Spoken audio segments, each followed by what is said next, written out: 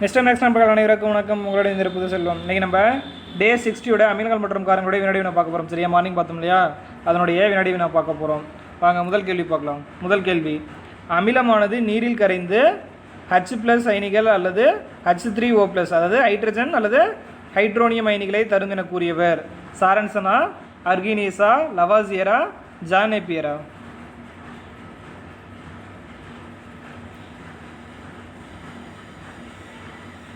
அமிலம் வந்து நீரில் கரைந்து H+ மற்றும் ஹைட்ரோனியம் அயனிகளை தரும் சொல்லி சொன்னவர் யார்?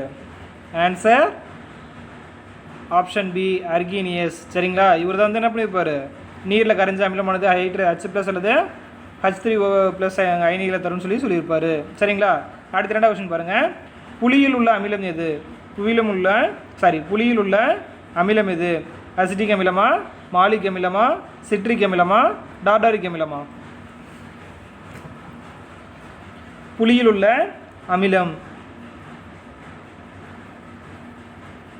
ஆன்சர் ஆப்ஷன் டி, டார்டாரிக் அமிலம். சரிங்களா, வினிகரில் வந்து பார்த்தோம்னா அசிட்டிக் அமிலம் இருக்கும், ஆப்பிளில் மாலிக் அமிலம் இருக்கும், சிட்ரிக் அமிலம் இதில் இருக்கும், எலுமிச்சை அல்லது ஆரஞ்சு பழத்தில் நமக்கு சிட்ரிக் அமிலம் இருக்கும்னு சொல்லி பார்த்துருப்போம். சரிங்களா, ஸோ இதெல்லாம் தெளிவாக பார்த்துங்க. கண்டிப்பாக அதை ஒரு அமிலம் கொடுத்து கேட்பாங்க.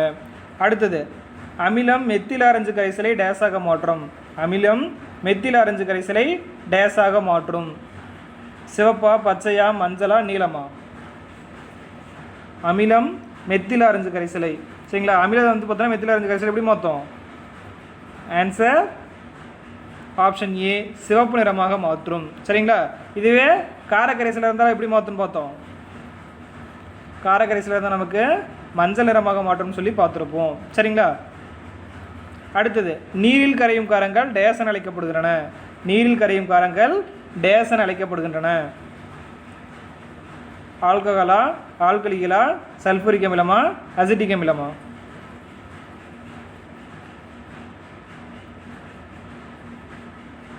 ஆன்சர் ஆப்ஷன் பி, அல்கலிகள்னு சொல்லுவோம். சரிங்களா, ஆல்கஹாலும் நீரில் கரையும். ஸோ அதனால் வந்து என்னது, அதையும் வந்து பார்த்தோன்னா நம்ம ஆல்கலிகள்னு சொல்லலாம். பட் இங்கே நேம் என்னன்னு கேட்டிருக்காங்க, அதனால தான் ஆல்கஹால் ஆப்ஷன் கொடுத்துருக்காங்க. சரிங்களா, ஸோ அதை தெளிவாக பார்த்துக்கோங்க. இல்லைனா பின்வருவற்ற ஆல்கலிகள்னு இதுன்னு கேட்டால் அதுக்கு ஆன்சர் என்னது, ஆல்கஹால்னு சொல்லி நம்ம எழுதலாம். சரிங்களா, ஸோ பட் இங்கே என்ன சொல்லியிருக்காங்க, நீரில் கரையக்கூடிய காரங்களுடைய பெயர் என்னன்னு கேட்டிருக்காங்க, அதனால் நமக்கு ஆல்கலிகள் தான் ஆன்சர். சரிங்களா, அடுத்து 5வது கொஸ்டின் பாருங்கள்.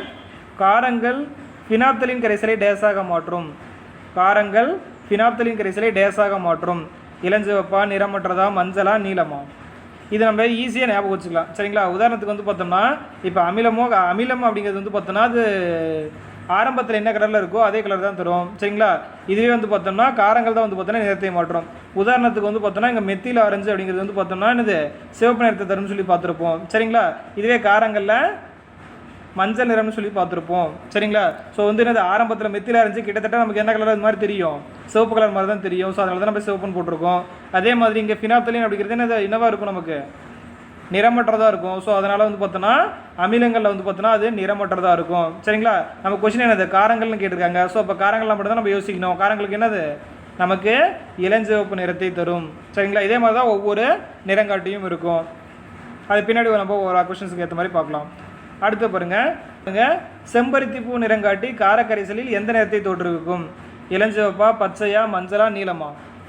ஸோ இப்போ தான் சொன்னோம் என்னது, அமிலத்துக்கு வந்து பார்த்தோன்னா கிட்டத்தட்ட அதனுடைய கலரே தான் இருக்குன்னு சொல்லி பார்த்துருப்போம். செம்பருத்தி பூ கலரில் இருக்கும், நமக்கு கிட்டத்தட்ட இளஞ்சிவப்பு கருத்தில் இருக்கும். சரிங்களா, ஸோ அந்த நிறம் தான் வந்து பார்த்தோன்னா நமக்கு அமிலங்கள்லாம் தோற்றுவிக்கும். பட் ஆனால் கொஸ்டினே கேட்டிருக்காங்க, காரக்கரைசல் என்ன நிறத்தை தோற்றுருக்குன்னு கேட்டிருக்காங்க. ஸோ அப்போ காரக்கரைசலில் வந்து என்ன வரப்போகுது, செம்பருத்தி பூ வந்து பார்த்தோன்னா இளஞ்சிவப்பாக இருக்கும். அதுக்கு கீழே இருக்கக்கூடிய இலை எந்தனாக இருக்கும், நமக்கு பச்சை நிறத்தில் இருக்கும். சரிங்களா, ஸோ அந்த பச்சை நிறம் தான் வந்து பார்த்தோம்னா காரங்களை தோற்றுவிக்கும். இப்படி ஞாபகம் வச்சுங்க, உங்களுக்கு ஈஸியாக ஞாபகம் வரும். சரிங்களா, ஸோ அமிலமாக இருந்தால் நமக்கு இளஞ்சிவப்பு, அந்த பூவோட பேர் எழுதிக்கலாம். காரமாக இருந்தால் பூக்கு கீழே இருக்கக்கூடிய இலையோட கலர். சரிங்களா, ஸோ அப்போ வந்து பார்த்தோன்னா பச்சை கலரில் இருக்கும். சரிங்களா, இப்படி ஞாபகம் வச்சுக்கிங்க. எல்லா கொஸ்டின்ஸுமே இதே மாதிரி தான். சரிங்களா, நிறங்காட்டிகள் பொறுத்த வரைக்கும் ஈஸியாக ஞாபகம் வச்சுக்கிறதுக்கு இதுதான் ஒரே வழி. அடுத்தது 8வது கொஸ்டின் பாருங்கள். வேதிப்பொருட்களின் அரசன் எனப்படுவது. வேதிப்பொருட்களின் அரசன் எனப்படுவது HCl, H2SO4, CH3COH, HCCOH? அதாவது ஹைட்ரோக்ளோரிக் அமிலமா, சல்ஃபூரிக் அமிலமா, அசிட்டிக் அமிலமா, என்னது, ஃபார்மிக் அமிலமா? வேதிப்பொருட்களின் அரசன் அழைக்கப்படுவது.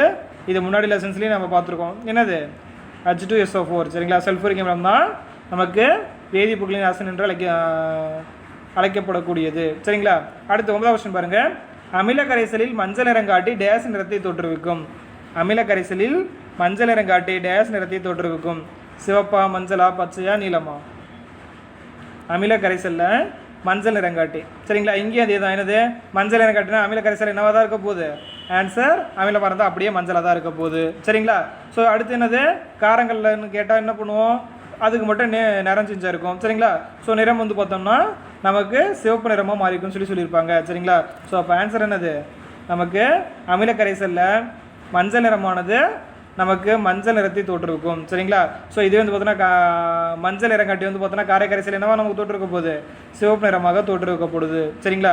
ஸோ இதை வந்து பார்த்தோன்னா கொஷினில் வந்து பார்த்தோம் ஆப்ஷனில் மஞ்சள் கொடுக்காம இது நிறமற்றதுன்னு கொடுத்துருப்பாங்க. நீங்கள் நிறமற்றதுன்னு கொடுத்தா என்ன போடணும்?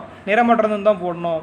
ஏன்னா ஆல்ரெடி அந்த மஞ்சள் நிறம் காட்டி வந்து மஞ்சள் நிறமாக தான் இருக்கும் சரிங்களா. ஸோ அது அமில கரைசலை சேர்க்கும்போது நமக்கு எந்த ஒரு கலர் சேஞ்சும் ஏற்படாது, அதே மஞ்சள் நிறத்தில் தான் இருக்கும் சரிங்களா. ஸோ அதனால் அது வந்து பார்த்தோன்னா நிறம் மாறாது அல்லது நிறம் மற்றதுன்னு சொல்லி கூட கொஷினில் கேட்க வாய்ப்பு இருக்குது சரிங்களா. மஞ்சள் நிறத்தை கொடுக்காம என்ன சொல்லலாம்?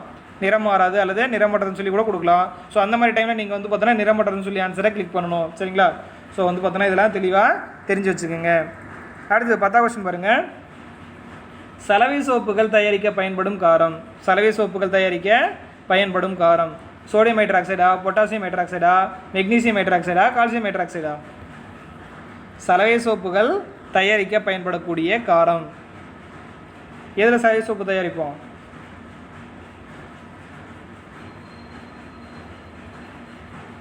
Answer option A sodium hydroxide சரிங்களா. சோடியம் ஹைட்ராக்சைடு நம்ம என்னது சலவை சோப்பான தயாரிப்போம்.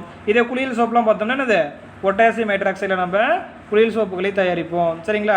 அடுத்தது மெக்னீசியம் ஹைட்ராக்சைடில் நம்ம என்னது அசிடிட்டிக்கு வந்து பார்த்தோம்னா வயிற்றுக்குளோரில் இன்றைக்கி என்னென்ன பயன்படுவோம்? மெக்னீசியம் ஹைட்ராக்சைடுன்னு சொல்லி பார்த்துருப்போம். கால்சியம் ஹைட்ராக்சைடு எதுக்கு பார்த்தோம்? சுண்ணாம்பு சரிங்களா. சுண்ணாம்பு அடிக்க வந்து பார்த்தோன்னா வீட்டில் வெள்ளை அடிக்க நம்ம பயன்படுத்தக்கூடியது என்னது? கால்சியம் ஹைட்ராக்சைடு சரிங்களா. ஸோ ஒவ்வொன்றுக்கும் ஒவ்வொரு ஹைட்ராக்சைடுக்கும் ஒவ்வொரு பயன் இருக்கும்னு சொல்லி பார்த்துக்குங்க சரிங்களா. இதெல்லாம் வந்து காரங்களுடைய பயன்பாட்டில் வரும்னு சொல்லி நம்ம காலையில் தான் பார்த்துருப்போம். சரி அவ்வளோதாங்க இன்றைக்கி வினாடி வினா முடிஞ்சு. நம்ம மீண்டும் நாளைக்கு சந்திக்கலாம். நன்றி.